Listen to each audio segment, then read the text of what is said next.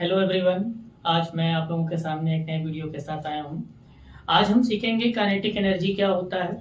Kinetic energy को मैं derive करूँगा। काइनेटिक एनर्जी क्या होता है, तो काइनेटिक एनर्जी को समझने के लिए अंत तक बने रहिए। तो हेडिंग लगाते हैं काइनेटिक एनर्जी। काइनेटिक एनर्जी, देखिए काइनेटिक एनर्जी जो एक पार्ट होता है वो मैकेनिकल एनर्जी का होता है। मैकेनिकल एनर्जी क्या होता है? मैकेनिकल एनर्जी वह एनर्जी होती है जो किसी बॉडी के शेप, साइज या फिर पोजीशन की वजह से उसके अंदर स्टोर होती है, तो उसको बोल देते हैं मैकेनिकल एनर्जी। मैकेनिकल एनर्जी दो पार्ट में डिवाइड होती है। हमारा जो मैकेनिकल एनर्जी होता है वो दो पार्ट में डिवाइड होता है। पहला होता है काइनेटिक एनर्जी और दूसरा होता है हमारा पोटेंशियल एनर्जी। आज के टॉपिक में हम केवल काइनेटिक एनर्जी के बारे में सीखेंगे। काइनेटिक एनर्जी क्या होता है, तो काइनेटिक एनर्जी को डिफाइन करने के लिए हम बोलते हैं कि काइनेटिक एनर्जी जो होता है, the energy possessed by a body due to its motion is known as kinetic energy. कहने का मतलब ये है कि जब किसी बॉडी के अंदर उसके मोशन करने से जो एनर्जी होती है उसको बोल देते हैं काइनेटिक एनर्जी। तो इसको डिफाइन हम करते हैं किस टाइप से? The energy possessed by a body by virtue of its motion is called kinetic energy. Is called kinetic energy. इसका जो फॉर्मूला होता है, kinetic energy is equals to half M V square, जहां एम जो होता है ये जो where M is equals to mass of object और वी जो होता है वो वेलोसिटी ऑफ ऑब्जेक्ट। तो देखिए काइनेटिक एनर्जी को हमने डिफाइन किया। काइनेटिक एनर्जी क्या होता है, और काइनेटिक एनर्जी का जो फॉर्मूला होता है, kinetic energy is equal to half times M B square देता है। तो देखिए हम प्रूव करने वाले हैं एक्सप्रेशन फॉर काइनेटिक एनर्जी, यानी काइनेटिक एनर्जी के फॉर्मूले को हम प्रूव करने वाले हैं। इसको प्रूव करने के लिए हम एक ऑब्जेक्ट को मानते हैं कि एक बॉडी है हमारे पास, जिसके पास इनिशियल वेलोसिटी जो है वो 0 है। ये हमारे पास एक बॉडी है, एक ऑब्जेक्ट है जिसके पास इनिशियल वेलोसिटी इसकी 0 है और इसका जो मास है वो m है। ये मास, इस बॉडी को अभी हमने यहाँ पे रखा हुआ था, ग्राउंड पे है, सरफेस पे है, टेबल पे है, कहीं भी हो सकता है ये बॉडी। हम क्या करेंगे, इस बॉडी के ऊपर एक फोर्स लगा देंगे। फोर्स लगाने से इस बॉडी के स्टेट में चेंज आ जाएगा। अभी ये बॉडी जो है वो रेस्ट में है, रेस्ट। अब जैसे ही हम इसके ऊपर एक फोर्स अप्लाई करेंगे, ये बॉडी क्या करेगी, चलना शुरू कर देगी और चलने की वजह से ये बॉडी कुछ डिस्प्लेस हो जाएगी और उसके ऊपर एक फोर्स लगा हुआ है। तो हम कैलकुलेट कर लेंगे कि वर्क डन कितना हुआ, वर्क डन। तो यहाँ से मैं एक फोर्स लगा रहा हूँ, इसको दूसरे फिगर से मैं आप लोगों को दिखा रहा हूँ। देखिए यहाँ पर इसके ऊपर हमने जब फोर्स लगाया और फोर्स लगाने के बाद ये बॉडी, मास इसका m है और फोर्स में लगा दिया यहाँ पे, ये F इसका फोर्स था। अब इनिशियल पोजीशन बॉडी की यहाँ पर थी और फाइनल पोजीशन बॉडी की यहाँ पर आ गई। ये बॉडी डिस्प्लेस हो चुकी है कितने डिस्टेंस पर, यानी यहाँ पे s डिस्टेंस पर। हम मान ले रहे हैं कि s डिस्टेंस की बॉडी आगे बढ़ गई।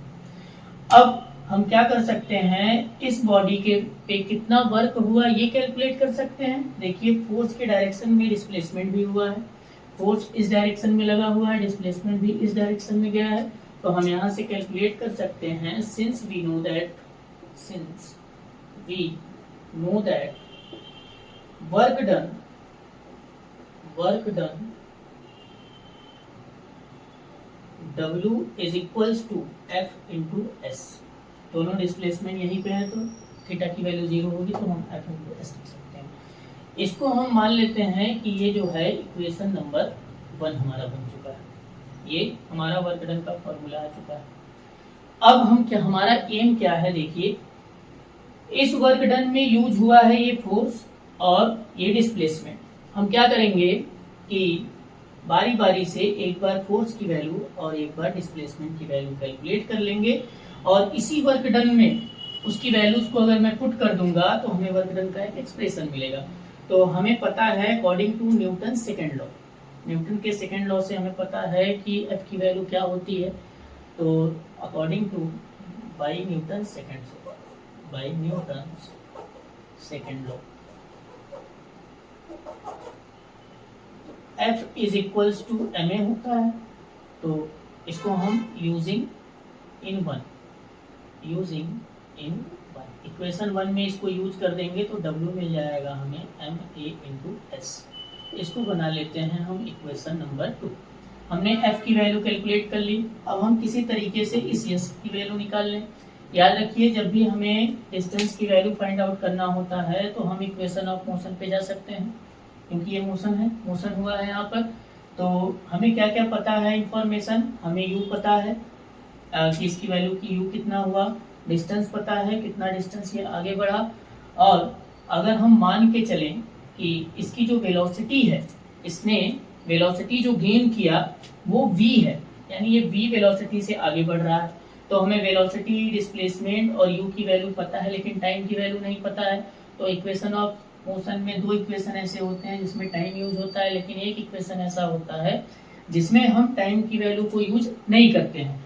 तो हम एक ऐसा इक्वेशन चूज करेंगे जिसमें कोई टाइम ना हो। तो हमारे पास थर्ड इक्वेशन है, सो हम लिखेंगे बाई अकॉर्डिंग टू की वैल्यू रख ली है। अब हम किसी तरीके से इस s की वैल्यू फाइंड आउट कर लें।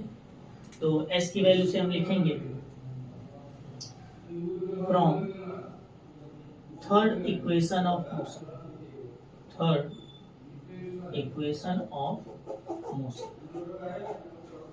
इक्वेशन ऑफ मोशन यूज कर देंगे। क्या होता है, v square is equals to u square plus 2as। आप लोग को पता है बॉडी रेस्ट से शुरू हुई है, तो सिंस u की वैल्यू 0 हो जाएगी तो यहाँ से v square is equals to हो जाएगा 0 का स्क्वायर प्लस 2as, और डिस्प्लेसमेंट भी s हुआ है तो हमने यहाँ पे s रख दिया। तो यहाँ से v स्क्वायर की वैल्यू आ जाएगी 2as। यहाँ से s की वैल्यू हम फाइंड आउट कर सकते हैं, v स्क्वायर अपॉन में 2a आ जाएगा। अब इसी s की वैल्यू आप यूज कर दीजिए इक्वेशन नंबर 2 में।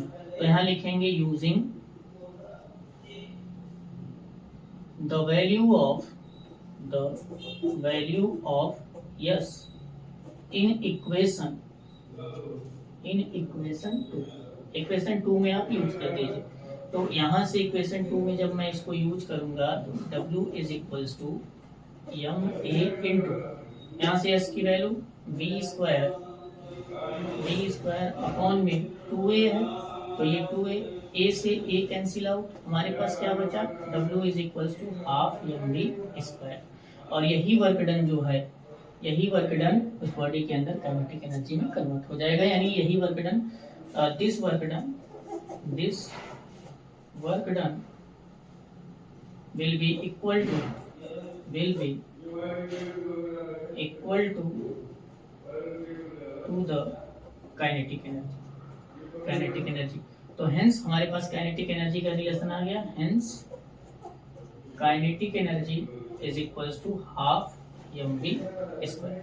तो देखिए हमने रिलेशन फाइंड कर लिया है, kinetic energy is equals to half mv square. तो यहाँ से ये आपका डेरिवेशन था। Okay, thank you.